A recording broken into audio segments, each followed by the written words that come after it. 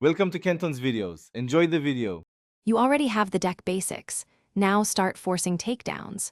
First, inspect your hand and prioritize ride progression and damage triggers. Keep criticals. Play aggressive early units that threaten multiple guards, and use low-cost rushers to bait guard commitment. Once done, exploit opponent guard overcommit by preserving a single strong attacker for a later lethal strike. Make sure to track triggers and opponent guard cards each turn. That information dictates which attack sequence forces the most takedowns. Now push the tempo and chain takedowns. Start by committing expendable attackers to provoke guards, then immediately follow with your power turns. Use buffs and trigger boosts to convert those follow-up attacks into damage. Once the opponent has used many guards, sequence attacks to hit while their defense is thin. Make sure to stagger costs so you can keep pressure.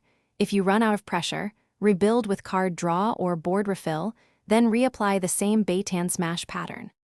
Execute the final takedowns by exploiting depleted guard resources. Choose columns that leave fewer guards and commit your last big attacker after a favorable trigger. Once ready, push all remaining damage through while the opponent scrambles. Make sure to hold one situational answer or burst for a rescue if they recover. If your plan fails and attacks are blocked, pivot to safe chip damage and rebuild board control, then reapply the same sequence. This recovery prevents total. Thanks for watching. Consider subscribing if we helped you.